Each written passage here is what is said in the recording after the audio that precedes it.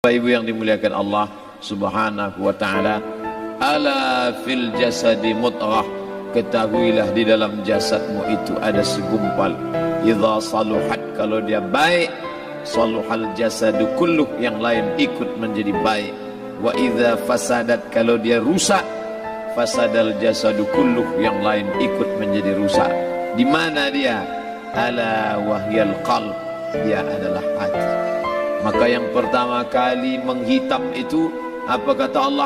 Kalla balrana, ada satu titik hitam.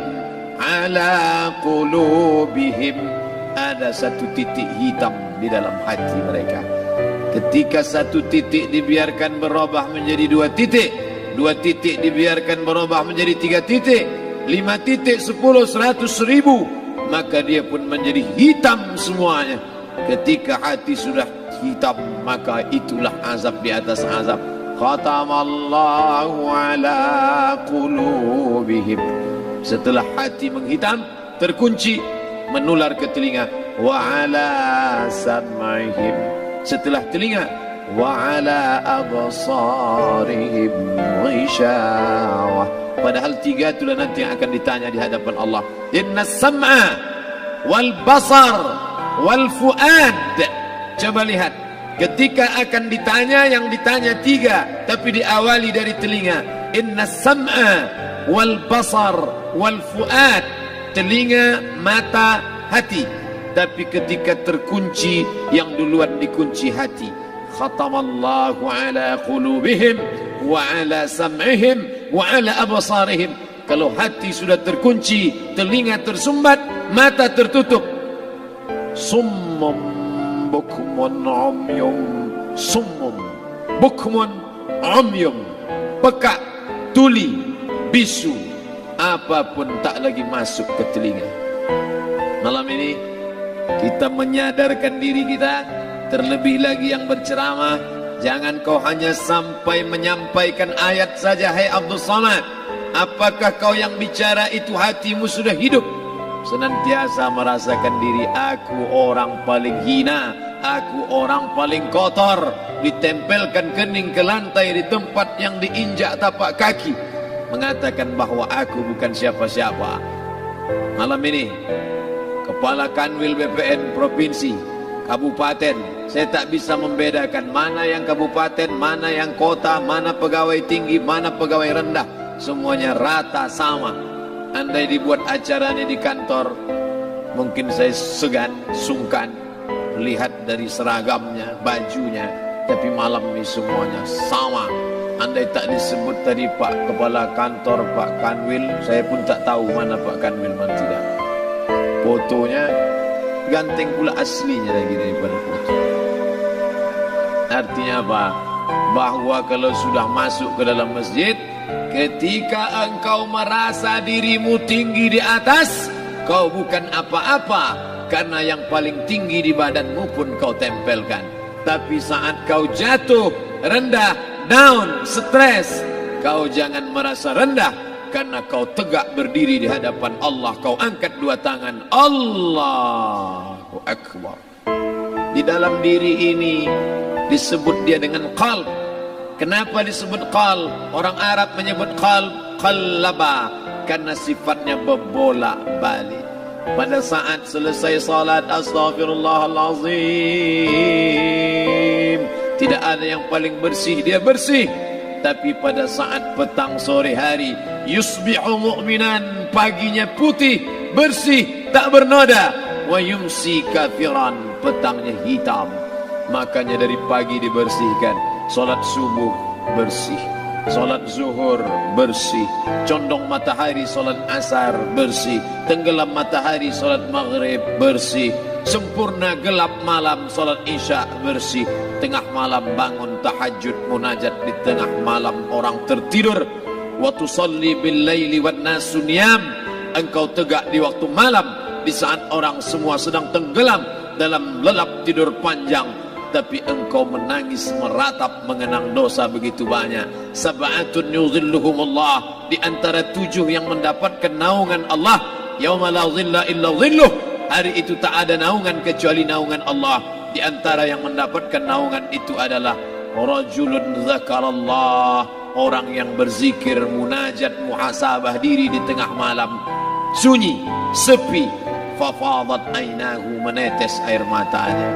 Berapa banyak sudah harta dititipkan Allah, berapa kupakai untuk zakat, wakaf, infak, sedekah, wasiat, hibah, ghanimah, harta rampasan perang di zaman Nabi. 7 harta yang akan menolong di hadapan Allah, 1 pun tak dipakai. Umur diberikan Allah 40, 60, 70. Berapa yang kupakai untuk menolong agama Allah? Berapa yang kupakai untuk mengingat Allah? Mata, tangan, telinga, kaki akan diminta tanggung jawab di hadapan Allah. Al-yawma nakhtimu ala afwahihim, mulut terkunci, wa tukallimuna aydihim, tangan akan bicara, wa tashhadu arjuluhum, kaki akan bersaksi di hadapan Allah. Siapa yang bisa menolong waktu itu? Kalau pernah tangan ini saat punya kekuasaan, 1 coretan tanda tangan bisa mempermudah urusan masjid.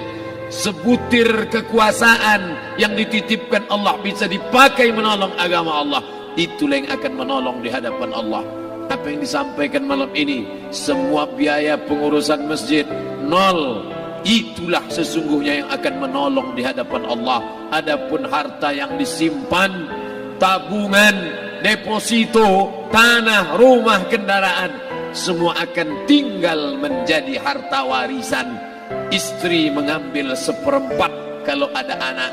Kalau tak ada anak, istri mengambil 1/8. 1 miliar 125 juta bulan untuk istri. Kalau dia tak tahu hukum gonogini. Kalau dia tahu gonogini, dia tuntut ke pengadilan, dipotong lagi menjadi 2. 500 untuk dia. Dari yang 500 dapat lagi dia 75. 575 bulan untuk dia. Sisanya 425 diambil anak laki-laki 2 kali bagian anak perempuan. Lalu yang kita bawa mati apa? Dulu dibangga-banggakan, dihormati, dimuliakan. Yang kami muliakan Al-Mukarram, Al-Ustad. Tapi pada saat tiba masanya, yang kita bawa tak lain tak bukan innallaha la yanzuru ila ajsamikum.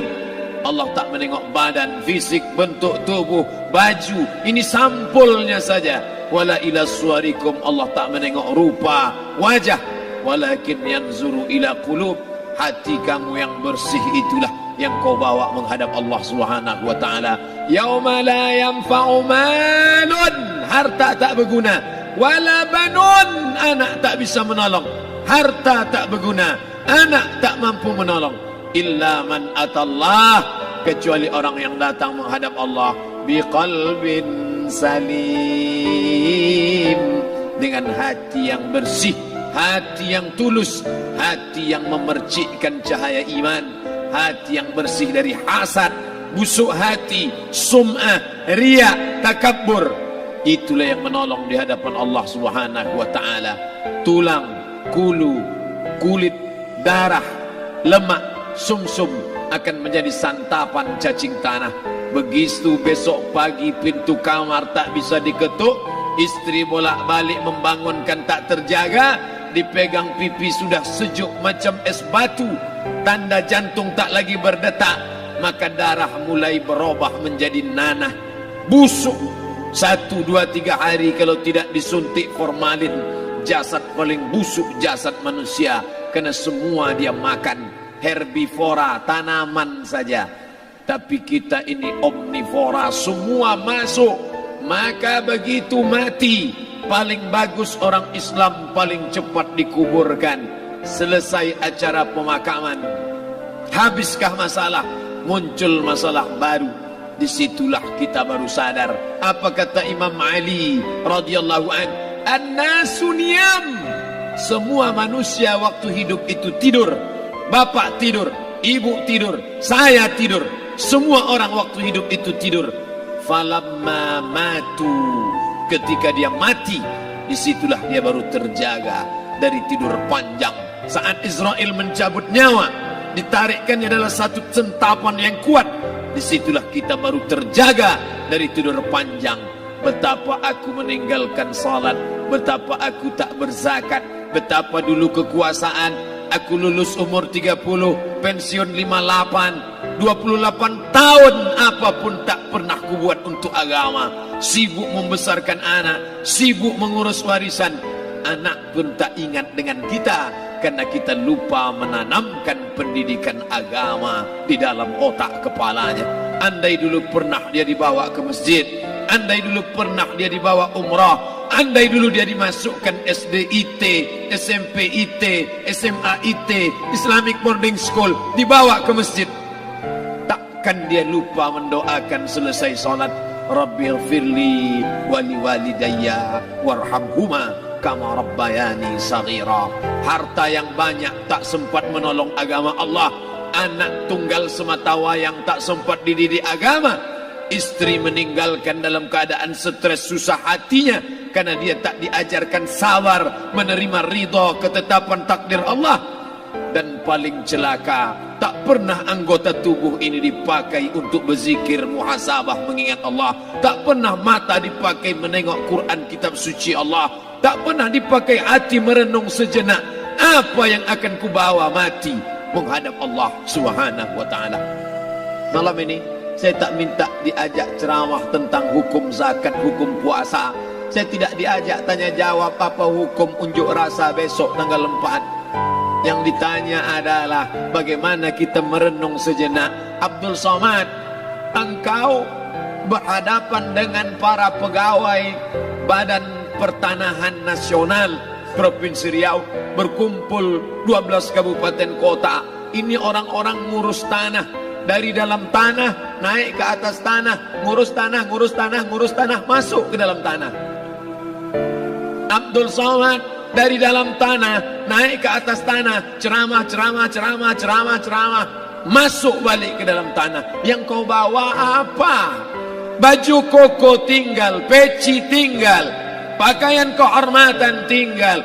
Yang tentara belum pernah saya diundang.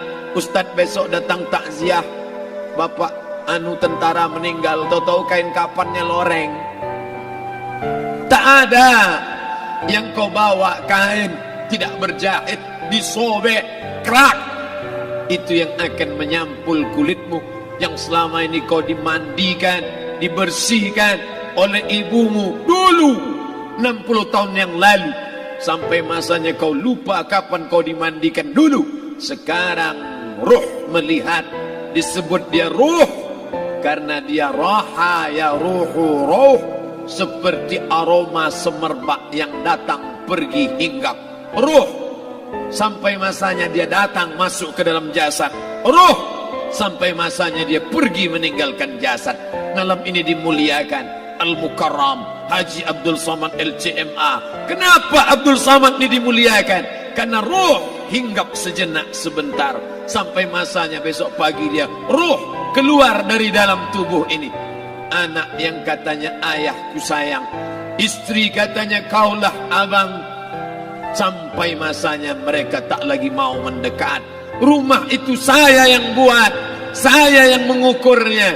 Tapi begitu ruh sudah keluar dari badan, tidak satu pun semeter, sesenti, sejengkal, sehasta ada tempat di rumah itu untuk jenazah bernama jenazah Abdul Somad. Dulu orang bertanya, rumah Ustadz Somad di mana? Hari ini orang tidak lagi bertanya, tak lagi menyebut nama. Orang sudah mengatakan kuburnya mana. Dulu kalau dia masuk masjid, didatangi orang, disalami orang. Mahasiswa, anak-anak, remaja mencium tangannya sebagai tanda hormat. Tapi begitu diletakkan keranda, kita akan sholat jenazah nanti selepas sholat zuhur. Apa kata orang? Letakkan di tepi sana, letakkan di tepi sana. Tak satu pun mau mendekat, letakkan dia di sana.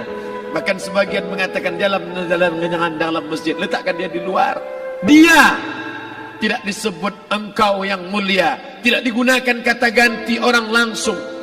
Letakkan dia di sana. Bahkan sebagian tak lagi, padahal tempat paling mulia sebelah kanan, orang tak lagi mau di kanan, mulai dia menjauh ke kiri. Kenapa kau ke sana? Takut aku mimpi hantu nanti malam.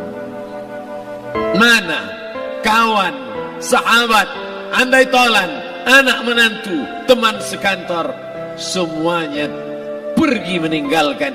Yang tetap dibawa, kalau pernah kaki melangkah salat berjamaah di masjid, kalau pernah tangan mengusap kepala anak yatim, kalau pernah tangan mengucap subhanallah. Nanti di akhir tausiah kita akan berzikir, munajat, muhasabah diri, berdoa, mengenang apa yang akan kita bawa menghadap Allah Subhanahu wa taala.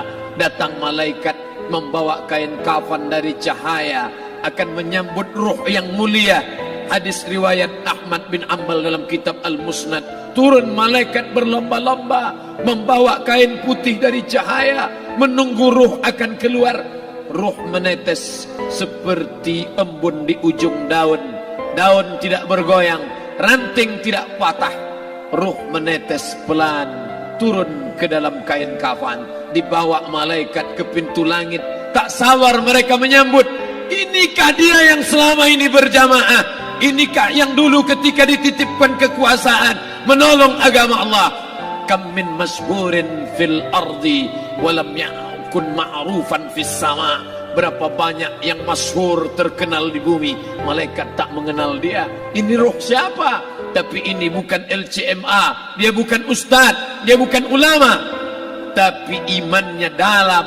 Kekuasaan dipakai menolong agama Allah.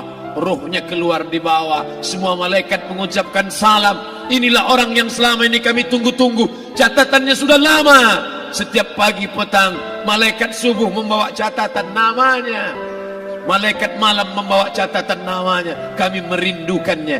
Begitu orang-orang yang masyhur di langit, tapi tak dikenal makhluk bumi. Tapi ada sebaliknya, yang ruhnya disentapkan, ditarik malaikat dengan begitu tarikan yang sangat kuat. Nabi bertanya saat Isra Mi'raj kepada mereka yang sudah mati ribuan tahun yang lalu, apa yang kalian rasakan? Yang satu mengatakan seperti tebasan pedang di tempat yang sama beratus kali. Yang satu mengatakan seperti kambing yang dikuliti hidup-hidup. Yang satu mengatakan seperti mata kail pancing ditarik dari kulit yang basah. Maka kita berdoa setiap selesai salat, Allahumma hawwin alaina, ringankan kami ya Allah, fi sakaratil maut, di saat sakaratul maut yang amat sangat menyakitkan itu. Dan mereka yang pergi tak pernah kembali, mereka yang mati tak pernah bercerita, kecuali hanya kepada Sayyidina wa Maulana Muhammad sallallahu alaihi wasallam. Di saat malam pertama di tempat yang gelap, di tempat yang tak pernah diimpikan oleh orang, tapi kita tetap melewati dan merasakannya. Perlahan-lahan cacing tanah, ular-ulat kalajengking akan menggerogoti kulit yang selama ini dimandikan, selama ini dipakaikan sampo yang mahal, selama ini dioleskan pelembab yang lembut. Tapi ternyata sebelum roh keluar jasad, setelah keluar, dia hanya akan menjadi santapan cacing tanah, hancur berkeping hari demi hari. Yang pertama kali membusuk adalah mata, karena dia berisi cairan. Cairan ini mengering, busuk dan berlubang. Lalu kemudian usus sebulan di dalam tanah, mulai dia menggelembung masuk angin dan dia meletus pecah. Cacing-cacing tanah mulai datang menggerogoti, memakan. Habis lemak, tulang, kulit, bulu, sumsum, darah, jantung, empedu, limpa, buah pinggang. Habis semuanya, tinggal tulang-tulang yang memutih, dimakan oleh tanah, ditelan oleh massa, sampai akhirnya Asi bin Wa'il membawa tulang yang kering itu kepada Nabi Muhammad, baginda Sayyidina wa Maulana Muhammad. Ya Muhammad, ayuhyi rabbuka hadzal izam, sanggupkah Tuhanmu menghidupkan tulang yang kering ini? Nabi diam tak menjawab, sampai akhirnya datang Jibril alaihi salam membawakan wahyu. Qul, katakan kepada dia. Ayat ini dibaca malam Jumat, Bapak Ibu semua hafal. Kita baca, Qul yuhyiha allazi ansha'aha awwala marrah wa huwa bikulli khalqin alim. Jangan lupa subscribe, like, and share.